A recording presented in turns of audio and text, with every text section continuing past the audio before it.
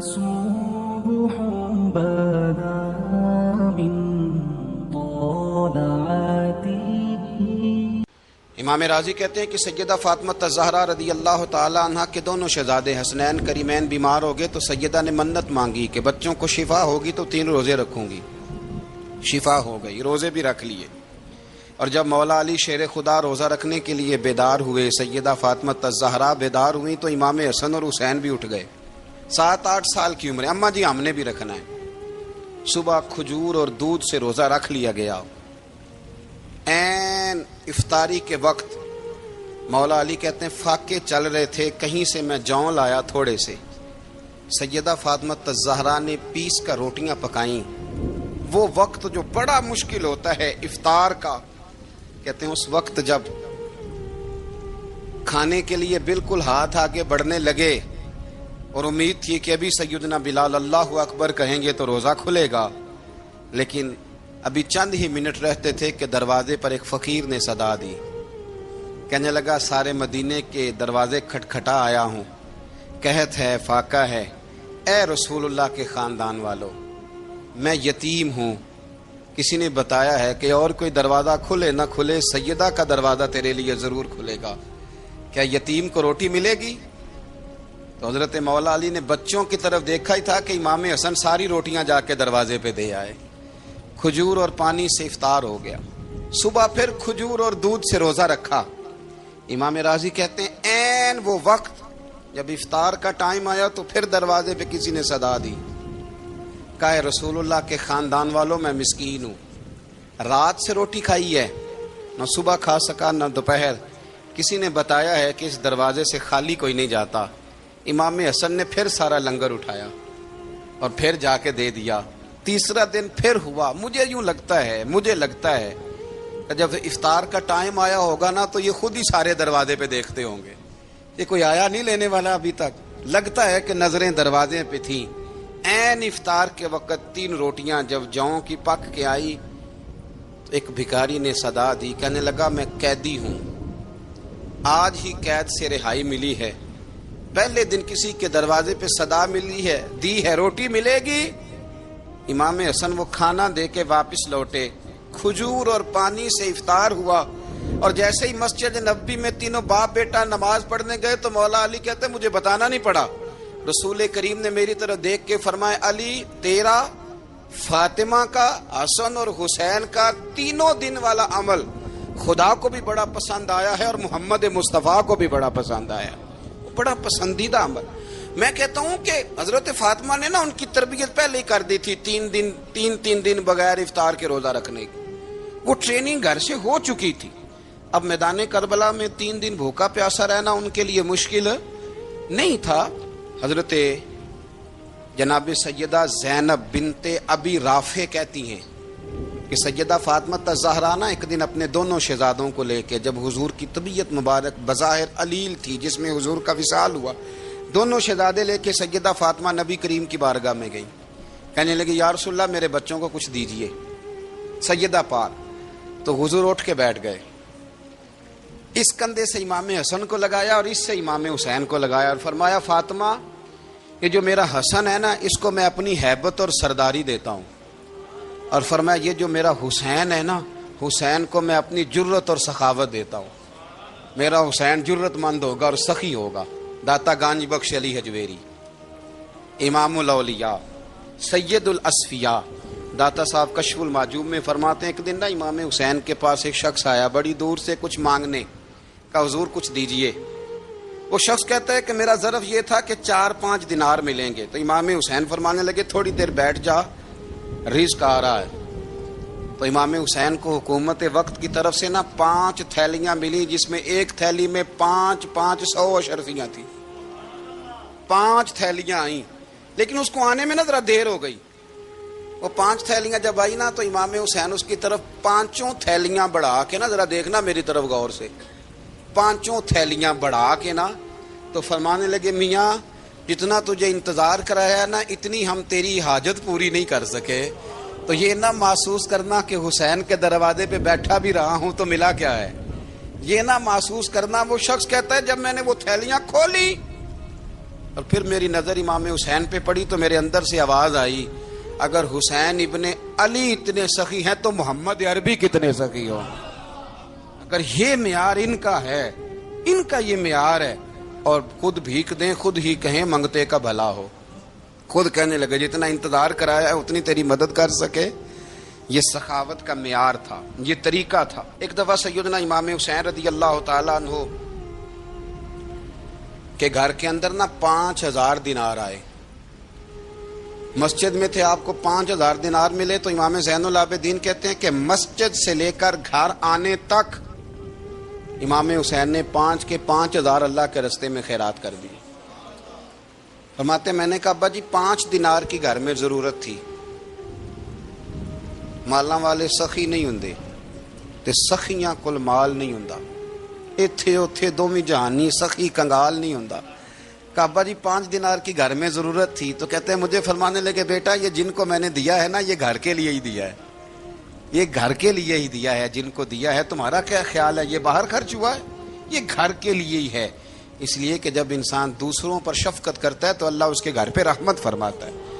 امام حسین کے مزاج میں پہلی بات میں نے ذوق عبادت کی عرض کی، دوسری بات عرض کر رہا ہوں کہ صحابہ حضرت اسامہ بن زید بڑے پیارے ہیں میرے نبی کریم کے، بڑے پیارے۔ حضرت اسامہ بن زید کے بارے میں سیدہ عائشہ صدیقہ فرماتی ہیں ان کے ناک سے اگر رینٹھ نکلتی تھی تو اللہ کے رسول اپنے دستے مبارک سے صاف کر دیتے تھے، اور سرکار فرماتے تھے کہ اگر اسامہ لڑکی ہوتا نا، ان کے غلام کے بیٹے تھے حضرت زید بن عار، اگر یہ لڑکی ہوتا میں اسے زیور پہناتا۔ بڑے پیارے تھے، لیکن جب ان کا آخری وقت آیا نا تو 60,000 دینار کا قرضہ تھا۔ رشتہ داروں سے کہا، دوستوں سے کہا، یاروں سے کہا، پر قرض ادا نہیں ہو رہا تھا۔ حضرت اسامہ بن زید کہتے ہیں بڑا پریشان تھا۔ جب حد ہو گئی نا تو حضرت اسامہ بن زید فرمانے لگے جاؤ کوئی حسین ابن علی کو خبر کرو، ان سے کہو میں نا غلام ہوں آپ کے نانا کا، مقروض دنیا سے چلا گیا تو کیا بنے گا۔ امام حسین کو خبر ملی تو دوڑے آئے۔ لاجپال اس پیر کو نہیں کہتے جو تگڑا نذرانہ لے کے تو ماتھا چوم لے، لاجپال تو اس کو کہتے ہیں کہ جب ضرورت پڑے تو وہ سر پہ موجود ہو۔ حضرت سیدنا امام حسین تشریف لائے تو جناب اسامہ بن زید رو پڑے، کہنے لگے حضور میں نے نا غلامی کی ہے آپ کے نانا کی، اور اس غلامی پہ ناز ہے، اب 60,000 دینار کا قرضہ لے کے دنیا سے جاؤں گا تو میری قبر پہ بوجھ رہے گا۔ امام حسین خادم کو بھی کہہ سکتے تھے جاؤ گھر پیسے پڑے ہیں لے آؤ، امام حسین خود گئے، چادر اوڑھ کے تو اس کی اوٹ میں بکل میں 60,000 دینار چھپا کے لائے، اور جناب اسامہ بن زید کے سامنے رکھ کے کہنے لگے اسامہ یار پیسے رات کو ہی آئے تھے، میں سوچ رہا تھا مجھے تو ضرورت نہیں، اللہ نے کس کا نصیب میرے گھر میں بھیج دیا ہے، مجھے تو حاجت ہی نہیں تھی، اب پتہ چلا پیسے تیرے تھے، اللہ نے حسین کی ڈیوٹی لگائی ہے کہ جا کے دے آ۔ حضرت اسامہ بن زید رو پڑے، فرمانے لگے اللہ آپ کو بہترین صلہ عطا فرمائے۔ امام بڑا ہی پیار کرتے تھے، گھوڑے پہ جا رہے تھے، کچھ فقیر غریب لوگ بیٹھ کے روٹی کھا رہے تھے، کہاں رہے تھے سڑک کے کنارے، تو امام زین العابدین فرماتے ہیں کہ جب امام حسین گزرے تو انہوں نے آواز دی حضور دل کرتا ہے ہمارے ساتھ بیٹھ کے روٹی کھائیں۔ کائنات کے مالک و مختار کے نواسے اور دنیا کے سب سے بڑے شہزادے گھوڑے سے اترے اور غریبوں کے ساتھ سڑک پہ بیٹھ گئے، روٹی کھانے لگے اور دیر تک کھاتے رہے، اور جب فارغ ہو گئے تو فرمانے لگے کھانے کی ضرورت بھی نہیں تھی، حاجت بھی نہیں تھی، پر تم نے آواز دی تو دل رکھنے کو بیٹھ گیا تھا، اگر اجازت دے تو چلا جاؤں۔ یہ مزاج تھا، یہ طبیعت تھی۔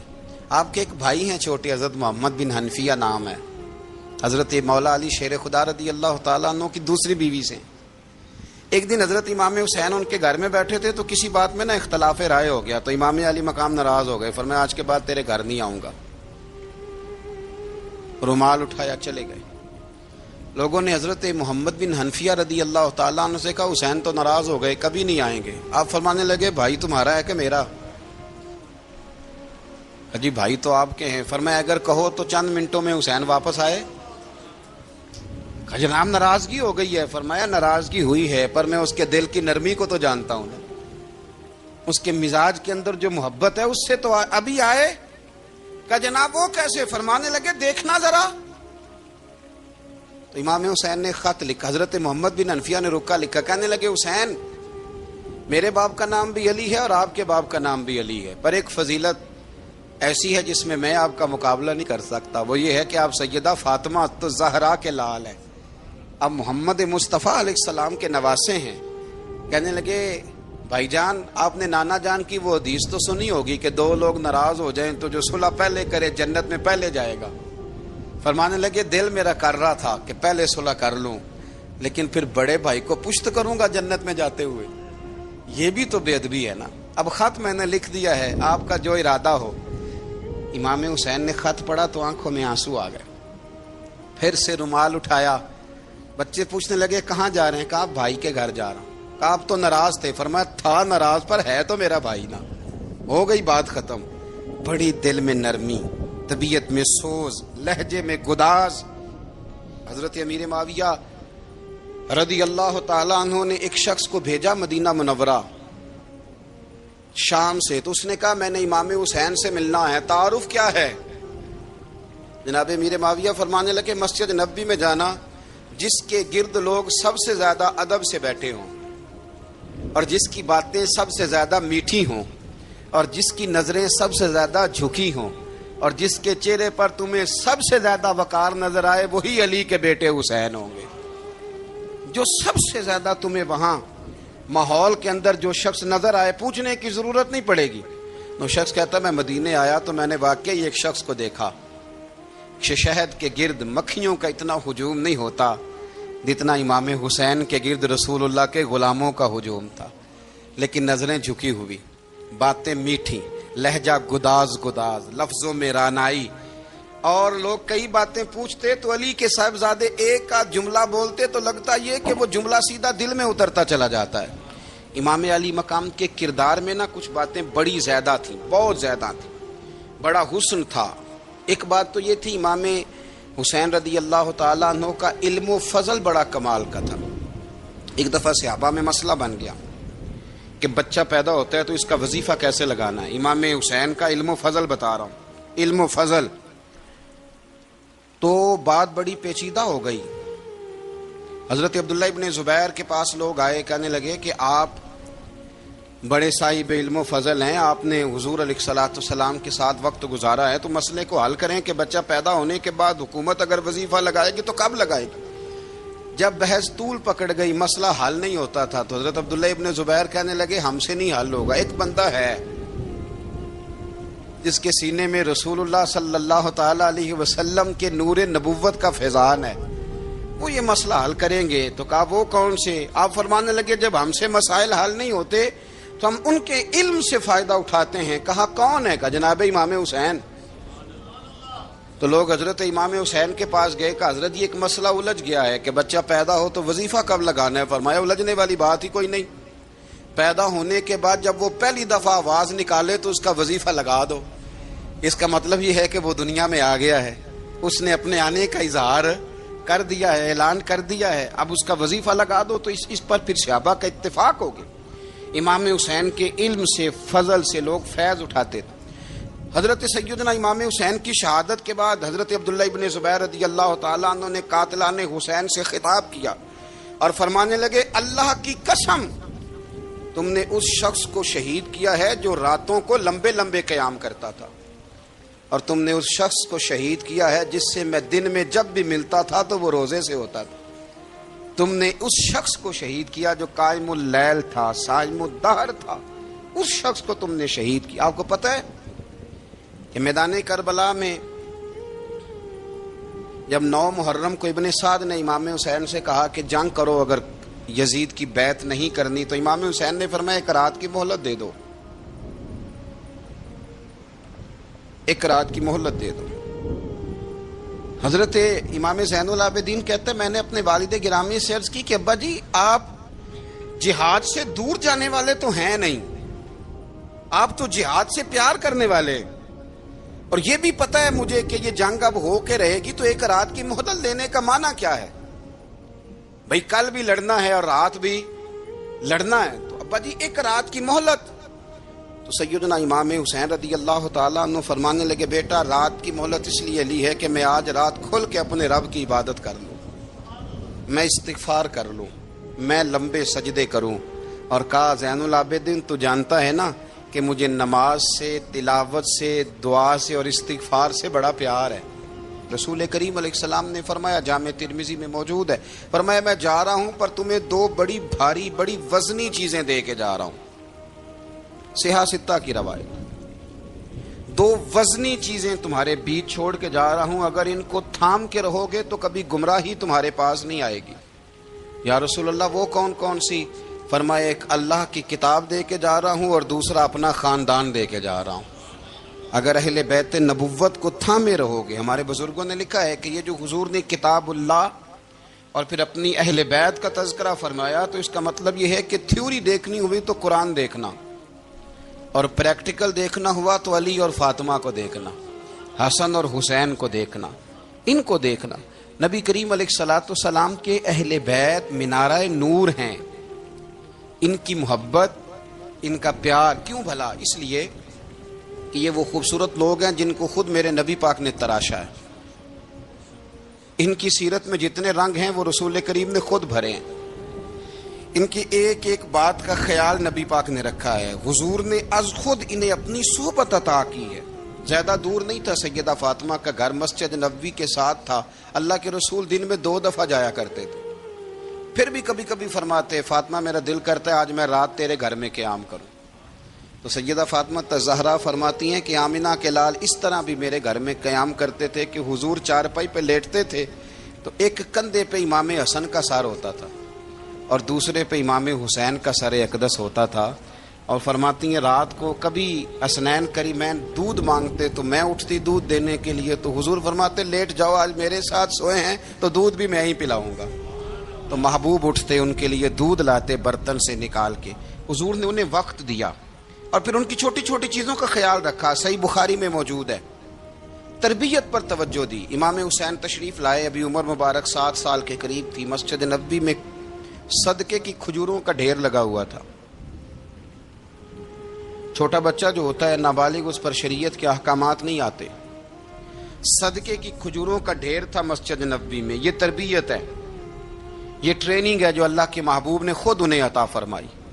صدقے کی کھجوروں کا ڈھیر تھا۔ امام حسین حضور کے ساتھ آئے تو امام علی مقام نے ایک کھجور اٹھا کے منہ میں رکھ لی۔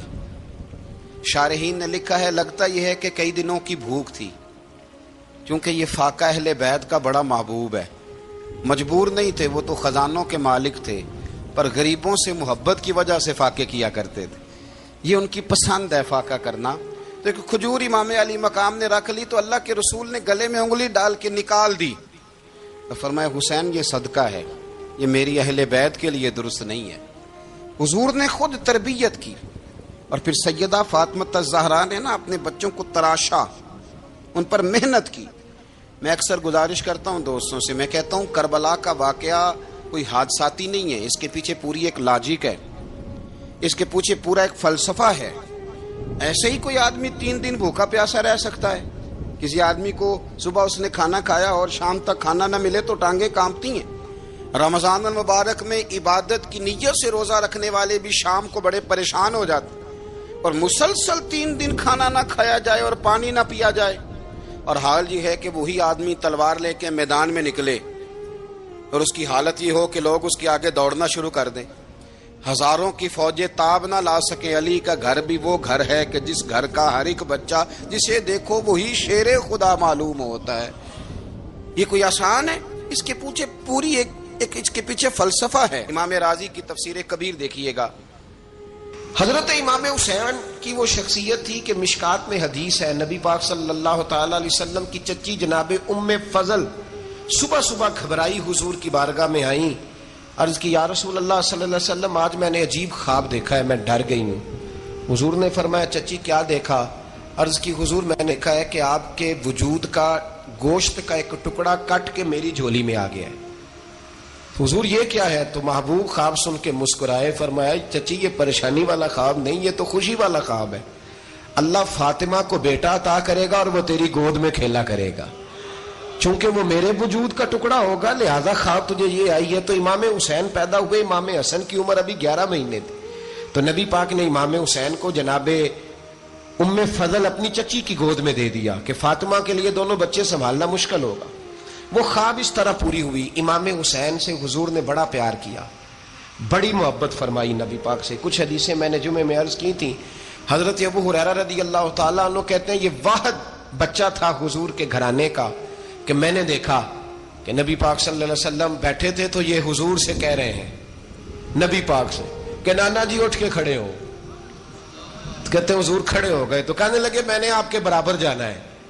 بچے جو مرضی ضد کر لیتے ہیں نا. قد چھوٹا تھا, عمر 7.5 سال تھی. کہنے لگے نانا میں نے برابر جانا ہے. تو نبی پاک صلی اللہ علیہ وسلم نے ہاتھ پکڑ لیے, فرمایا چل پھر ہو جا برابر. تو حضرت ابو ہریرہ کہتے ہیں انہوں نے حضور نے ہاتھ پکڑے, اوپر کھینچا تو امام حسین نے پہلے اپنے پیر حضور کے گھٹنوں پہ رکھے, پھر نبی پاک کے سینے پہ رکھے, اور جب ان کا قد سر تھوڑا سا حضور سے اونچا ہو گیا تو محبوب فرمانے لگے چل بس کر, تو نے تو کہا تھا آپ کے برابر ہونا ہے, تو اوپر نکل گیا ہے, چل بس کر. فرماتے پھر امام حسین نے زبان باہر نکالی تو محبوب ان کی زبان چوسنے لگے, پھر ساتھ لٹا لیا اور انہیں سونگھنے لگے. تو میں نے عرض کی حضور آپ حسین کو سونگتے کیوں ہیں؟ تو فرمایا ابو ہریرہ مجھے حسین کے وجود سے جنت کی خوشبو آتی ہے, مجھے حسین کے وجود سے جنت کی. ایک دن حضور گزر رہے تھے. اصل اس طرح تھا کہ یہ نبی پاک کا حجرہ تھا. جن لوگوں کو اللہ نے مدینے کی زیارت کرائی ہے وہ جان سکتے ہیں نبی پاک کا حجرہ تھا. تو حضور کے حجرے کی اس جانب یعنی مسجد کی جو بالکل سیدھ ہے اس کی بیک میں سیدہ فاطمہ رہتی تھی. تو حضور اکثر نہ نماز کے لیے جب نکلتے تو حضرت فاطمہ کے حجرے کے پاس سے ہو کر دوبارہ محراب میں جاتے. محبوب حجرے کے پاس سے گزرے تو امام حسین رو رہے تھے. تو حضرت فاطمہ نے کسی بات میں جھڑک دیا تو امام حسین رونے لگے. تو نبی پاک نماز کے لیے گئے تو واپس لوٹ آئے, اور واپس تشریف لا کے کہا فاطمہ حسین کو کیا ہوا؟ عرض کی یا رسول اللہ تنگ کر رہے تھے میں نے ڈانٹ دیا ہے. کیا خوبصورت جملے ہیں حدیث پاک میں. سرکار نے فرمایا فاطمہ اس کو حسین کو نہ رونے نہ دیا کر, یہ جب روتا ہے نا تو میرے دل کو تکلیف ہوتی ہے. تو بی بی صاحبہ کہتی ہیں یہ حکم آیا نبی پاک کا میرے نا, پھر میں نے ڈانٹنا چھوڑ دیا. یہ ان کے فضائل تھے کم, ان کی تربیت خود نبی پاک نے فرمائی. پہلی بات تو یہ ہے کہ نبی پاک نے دعا مانگی تھی یا اللہ میرے گھر والوں کو زیادہ روزی نہ دینا, انہیں ایک وقت روٹی دینا, ایک وقت کی بھوک دینا. یہ جو 10 دن کربلا میں انہیں ٹینشن نہیں نہ ہوئی, انہیں عادت تھی فاقہ کرنے کی, انہیں 3 دن وصلی روزے رکھنے کی عادت تھی. پہلی بات. دوسرا یہ کہ جہاد کی تربیت حضور خود کراتے تھے. حضرت فاطمہ زہرا کہتی میں پردے کے پیچھے دیکھ رہی تھی, نبی پاک نے امام حسن اور حسین سے فرمایا چلو میرے سامنے کشتی لڑو. تو دونوں حضرات آپس میں جب کشتی لڑنے لگے تو نبی پاک نا امام حسن کو کہتے ہیں حسن حسین کو ٹانگوں سے پکڑو, حسن حسین کو پیچھے سے پکڑو. جب نبی پاک بار بار امام حسن کو بتا رہے تھے تو سیدہ پیچھے سے بول پڑی, کہنے لگی یا رسول اللہ آپ چھوٹے کو بتائے آپ بڑے کو بتا رہے ہیں. بڑا تو پہلے 11 مہینے بڑا ہے تو آپ چھوٹے کو بتائے بڑے کو بتا رہے. تو فرمایا فاطمہ تو چپ کرنا, جو میں دیکھ رہا ہوں تو نہیں نہ دیکھ رہی. ایک کو میں بتا رہا ہوں دوسرے کو جبریل امین بتا رہے ہیں. لیکن اس کے ساتھ ساتھ امام حسین رضی اللہ تعالیٰ عنہ کا جذبہ جہاد, امام حسین کی استقامت. آج لوگ ادھر ہوتے ہیں جس طرف ہوا کا رخ ہوتا ہے. آج لوگوں کی سوچوں کا زاویہ یہ ہے کہ جدھر رش زیادہ ہوگا ہم بھی ادھر جائیں گے. ہم یہ نہیں دیکھتے حق کس طرف ہے, ہم یہ دیکھتے ہیں رش کس طرف ہے. امام حسین رضی اللہ تعالیٰ عنہ نے رش نہیں دیکھا, حق دیکھا. امام حسین رضی اللہ تعالیٰ عنہ استقامت کے وہ پہاڑ ہیں, معمولی آدمی نہیں تھے. فرزق شاعر کہتا ہے کہ میں نے امام حسین سے کہا تھا, میں نے کہا لوگوں کی تلواریں یزید کے ساتھ ہیں پر دل آپ کے ساتھ ہیں, دل آپ کے ساتھ ہیں. امام حسین رضی اللہ تعالیٰ عنہ نے زمانے کے حالات نہیں دیکھے, حق اور سچ دیکھا. جتنی چیزیں انسان کو کمزور کر سکتی ہیں وہ ساری امام حسین پہ طاری کی گئیں. جتنی چیزیں, وطن چھوڑنا کتنا کو مشکل ہوتا ہے. شالا پردیسی کوئی بھی نہ تھی وے تے ککھ جنہ تو پارے. حضرت سلطان باؤ فرماتے ہیں بچو پردیسی ہونا کوئی آسان ہے؟ جس آدمی کا کسی چھوٹے سے گاؤں میں بھی مکان ہو چھوڑنا پڑ جائے تو روٹا ہے. تو مجھے بتاؤ جس نے اپنا سارا بچپن مدینے میں گزارا ہو، آج جو ایک ہفتہ مدینے رہ کے آتے ہیں ان سے واپس نکلنا مشکل ہوتا ہے، لیکن امام حسین حق کا رستہ تھا، وطن کی قربانی دی، اور معمولی وطن نہیں، مدینے جیسا وطن. اور جب کھڑے تھے نا امام حسین رضی اللہ تعالیٰ عنہ رجب میں نکل رہے تھے مدینے سے، تو کوئی شاعر کہتا ہے دور کھڑے ہو کے انہوں نے گویا کہا تھا، آقا تیرے کرم کے خزینے کی خیر ہو، میں جا رہا ہوں تیرے مدینے کی خیر ہو. امام حسین نے وطن چھوڑا، کوئی لغزش نہیں پیروں میں، کوئی نہیں. شہزادوں والی زندگی تھی، مسجد نبوی کے امام تھے، نبی کریم علیہ السلام کے روضہ اطہر پر تشریف رکھتے تھے، زمانہ حیا کرتا تھا، شان و شوکت تھی، پر حق کے لیے چھوڑا، نکل کر خانقاہوں سے ادا کر رسم شبیری. اور پھر بڑا مشکل ہوتا ہے، جس شخص کے ساتھ بچے اور عورتیں ہوں وہ تو یہ کہہ کے لڑائی سے جان چھڑاتا ہے کہ میرے ساتھ فیملی ہے، نہ ہوتی تو تجھے بتاتا. پر امام حسین کو اولاد بھی کمزور نہیں کر سکی، عورتوں کا ساتھ ہونا کمزور نہیں کر سکا. پھر امام علی بھوک کتنا مشکل کام ہے. آج لوگ کہہ نہیں دیتے کہ میں تو اس لیے گناہ کرتا ہوں کہ رشوت اس لیے لے لیتا ہوں کہ بچے چھوٹے ہیں. 10 دنوں کی کم و بیش سفر، 3 دنوں کی بھوک اور پیاس، پر حق کے رستے میں امام حسین کو کوئی چیز کمزور نہیں کر سکی. اور پھر وہ جتنی باتیں لوگ کہہ سکتے تھے وہ ساری کہیں گئیں، ساری. اور آ کے عرض کرنے لگا حضور یہ کوئی معمولی دشمن نہیں، یہ وہ ظالم ہیں جو لاشوں پہ بھی گھوڑے دوڑا دیتے ہیں. تو امام علی مقام فرمانے لگے جو شہادت کا جذبہ لے کے نکلے وہ پھر انجام نہیں دیکھا کرتا. وہ انجام، وہ جتنی چیزیں جو استقامت کے رستے میں آ سکتی ہیں وہ ساری چیزیں رستے میں آئیں، پر امام علی مقام نے کسی چیز کی پرواہ نہیں کی. آج کا مسئلہ یہ ہے کہ آج لوگوں میں استقامت نہیں ہے. رات کو کچھ ہوتے ہیں، سویرے کچھ ہوتے ہیں، دوپہر کو کچھ ہوتے ہیں، شام کو کچھ ہوتے ہیں. ہمارا کل انداز تکلم کچھ اور ہوتا ہے، صبح کچھ اور ہوتا ہے. امام علی مقام میدان میں رہے، ایک میت گھر میں ہو جائے تو کئی دنوں تک آنکھ کھلتی نہیں، ہوش رہتا نہیں.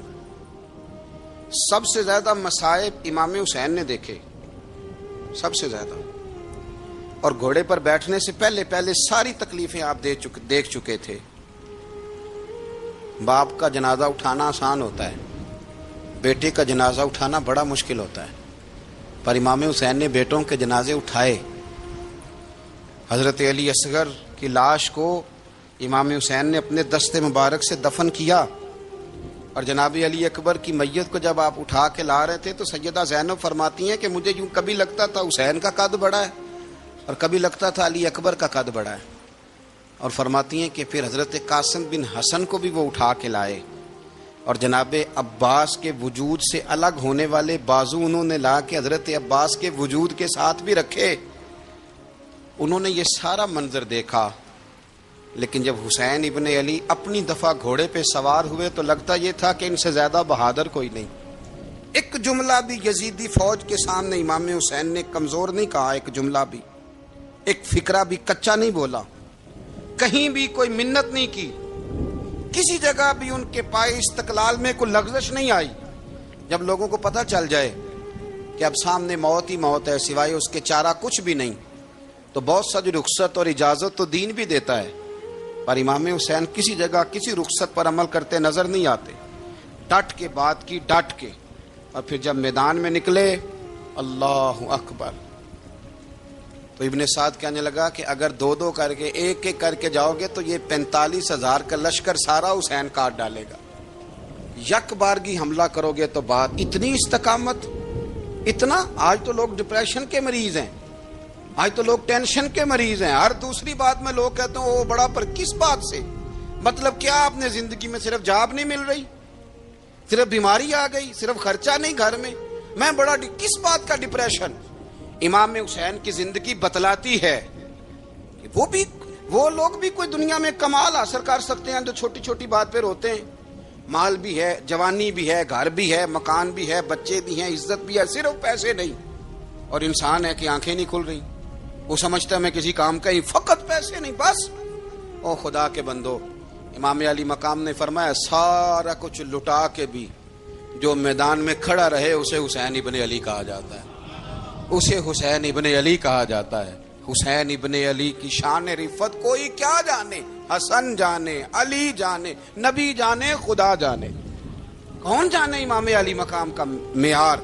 تو امام حسین رضی اللہ تعالیٰ عنہ کی زندگی ہمیں بتاتی ہے کہ ذوق والی عبادت کرو۔ امام حسین کی زندگی ہمیں بتاتی ہے کہ جب تم سخاوت کرو تو پھر اپنی حیثیت سے بڑھ کر کرو، اور امام حسین کی زندگی ہمیں بتاتی ہے کہ دل میں کسی کے لیے کوئی بات نہ رکھو، صلح کرنے میں پہل کرو، محبتیں کرنے میں آگے بڑھو۔ اور امام حسین کی زندگی ہمیں بتلاتی ہے کہ جب دنیا میں تم نے کچھ کرنا ہے تو پھر ڈٹنا بھی سیکھو، پھر کھڑے ہونا بھی سیکھو۔ یہ نہ دیکھو کہ حالات، امام حسین نے ایک دن بھی حکومت نہیں کی، یزید نے 4.5 سال کی، لیکن قیامت تک دلوں پہ حکومت امام حسین کی رہے گی، امام حسین کی رہے گی، اس لیے کہ ان میں استقامت تھی۔ امام حسین کے ساتھ اس وقت 72 لوگ تھے، لیکن آج کائنات کا ذرہ ذرہ امام حسین کے ساتھ ہے۔ اس کا مطلب ہے وقت لگتا ہے، نظریہ غالب آ ہی جایا کرتا ہے، تو استقامت والی زندگی گزاریں۔ حضرت عمر جب نعرہ لگاتے نا تو کس طرح کانپتے۔ سفیر آتے روم کے ملنے کے لیے تو کہتے جاؤ عمر نفل پڑھ رہے ہیں، ٹائم کوئی نہیں۔ ایک دن اندر میٹنگ ہو رہی تھی، حضرت عمر میٹنگ میں بیٹھے تھے، آپ کے بیٹے ملنے آئے عبداللہ ابن عمر۔ ابا جی اندر آ جاؤ، فرمایا دروازے پہ کھڑا ہو، میں ضروری بات کر رہا ہوں، اندر نہ آنا۔ جناب عبداللہ ابن عمر کہتے ہیں میں دروازے پہ کھڑا ہو گیا، تھوڑی دیر گزری تو امام حسین بھی آ گئے۔ ایک حدیث میں، ایک روایت میں امام حسن کا لفظ بھی ہے، امام حسین آئے، آ کے عبداللہ ابن عمر سے کہنے لگے عمر فاروق اندر ہیں؟ تو کہا وہ اندر تو ہے۔ تو کہا آپ کیوں دروازے پہ کھڑے ہیں؟ کہنے لگے ابا جی نے کہا ہے یہاں انتظار کرو، میں کوئی ضروری بات کر رہا ہوں، لیکن شہزادے میرے لیے کہا ہے، میرے لیے آپ جانا چاہیں تو چلے جائیں۔ امام حسین کہنے لگے امیر المومنین کوئی بات کر رہے ہوں گے، میں ظہر کے وقت مسجد میں مل لوں گا، ظہر کا ٹائم آئے گا نا تو میں مسجد میں مل لوں گا۔ یہ کہہ کے چلے گئے۔ حضرت عمر باہر آئے تو حضرت عبداللہ ابن عمر سے کہا کہ کوئی آیا تو نہیں؟ عرض کی حضور حسین ابن علی آئے، حسین ابن علی۔ تو کہا اندر کیوں نہیں بھیجا؟ کہا میں نے کہا تھا بے شک چلے جائیں، لیکن وہ کہہ رہے تھے کہ میں ظہر کے وقت مسجد میں مل لوں گا۔ تو سیدنا عمر فاروق فرمانے لگے عبداللہ تجھے تیری مار ہوئے، حسین کو کیوں واپس بھیجا؟ پھر عمر، دنیا داروں کے سامنے ڈٹنا، کھڑا ہونا عمر پہ ختم ہے، لیکن جو اندر کی بات ہے نا، روح کی، جو عقیدت کی بات ہے، جو وفا کا رشتہ ہے، اس کو کون سمجھے؟ یہ جو روح کی مجبوریاں ہیں، یہ جو وفا کی مجبوریاں ہیں، اسے لوگ کیا سمجھیں؟ انہیں کیا پتا کہ مرشد کے بیٹے کے پیر چومنے میں حسن کیا ہوتا ہے؟ انہیں کیا پتا کہ جب استاد کا بیٹا گھر میں آتا ہے تو دل کرتا ہے مکان بیچ کے اسے دے دیں، اس کے باپ کی نیکیاں بڑی ہیں۔ جناب عمر فاروق دوڑے گئے، امام حسین کے دروازے پہ دستک دی۔ امام حسین باہر، کہا شہزادے یار ملنے آئے تھے، بغیر ملے کیوں آ گئے؟ عرض کی کہ آپ مصروف تھے، آپ کے اپنے بیٹے بھی دروازے پہ کھڑے تھے، تو میں واپس آ گیا۔ امام حسین کہتے عمر جذبات میں آ گئے، سر سے پگڑی گر گئی، کہنے لگے حسین میرے بیٹے کا اور حسین کا کیا مقابلہ؟ کیا اس کی ماں کا نام فاطمہ الزہرا ہے؟ کیا اس کی نانی کا نام خدیجہ الکبریٰ ہے؟ کیا اس کے نانے کا نام محمد مصطفیٰ ہے؟ اور پھر سر سے پگڑی اتری تھی، اپنے بال زور سے پکڑ لیے، کہنے لگے حسین میں نا مکے میں اونٹ چرایا کرتا تھا اور ڈنڈوں سے مار کھاتا تھا اپنے باپ سے، یہ جو آج ساری دنیا میں عمر کے نعرے لگتے ہیں یہ تیرے نانے کا صدقہ ہے۔ شہزادے میری وفا اور میری وفا میں جب تیرا دل کرے نا دوڑ کے آ جایا کر۔ عمر تو لوگ، ایک دن امام حسین نے آگے نا جناب فاروق اعظم سے کہا، خطبہ دے رہے تھے بچوں کی طبیعت شروع میں، پتہ نہیں کیا بات آئی امام حسین کے دل میں، کہنے لگے عمر نیچے اترو، یہ میرے نانا کا ممبر ہے۔ تو حضرت سیدنا عمر، سنو کبھی میرا بھی بچہ آ جائے تو میں کہتا ہوں اس کو پکڑو یار، بچوں کو تو نہیں نا جمعوں میں مطلب ذکر کیا جاتا، اترنا میرے نانے کا ممبر ہے۔ جناب عمر اتر کے نیچے کھڑے ہو گئے، تو کہا جا کے اپنے نانے کے ممبر پہ بیٹھ۔ تو حضرت عمر رو پڑے، کہنے لگے شہزادے میرے نانے کا ممبر ہی کوئی نہیں ہے ہی نہیں، یہ ممبر یہ مصلی یہ تیرے نانے کی شان ہے، میرے نانے کا کوئی ممبر نہیں، تیرے ہی نانے کا ممبر ہے۔ تھوڑی دیر کھڑے رہے تو امام حسین کہنے لگے اچھا کوئی نہیں آپ کے نانے کا ممبر کا نہیں، کہا چلو پھر میرے نانے کے ممبر پہ بیٹھ جاؤ چلو خیر ہے، کوئی نہیں آپ کے نانے کا، کہا نہیں، تو کہا کوئی نہیں پھر میرے نانے کے۔ جب حضرت عمر بیٹھے تو بڑا شاندار جملہ کہا، فرمانے لگے میں ممبر پر مرضی سے نہیں بیٹھا تھا، مجھے ابو بکر نے بٹھایا تھا، اور پھر حسین کے کہنے پہ میں اترا ہوں، اب مجھے حسین نے بٹھایا ہے، اب کسی کی جرت ہے تو عمر کو اتار کے دکھائے، اب میں حسین کا تیری نسل پاک میں۔ اللہ تعالی ہمیں ان کے فیوز و برکات عطا فرمائے۔ آخر دعوانا ان الحمدللہ رب العالمین۔ اللہم صلی علی سیدنا و مولانا محمد، اللہم صلی علی سیدنا و مولانا محمد۔ اللہ کے شیر ہے در کرار پر درود، اللہ کے شیر ہے در کرار پر درود، اللہ کے شیر ہے در کرار پر درود۔ حضرت حسن حسین کے کردار پر درود، اللہم صلی علی سیدنا و مولانا محمد وعلی سیدنا علی و سیدتنا فاطمہ و سیدتنا زینب و سیدنا حسن و سیدنا حسین وعلی آلہ وصحبہ وبارک وسلم۔ زینب کی بارگاہ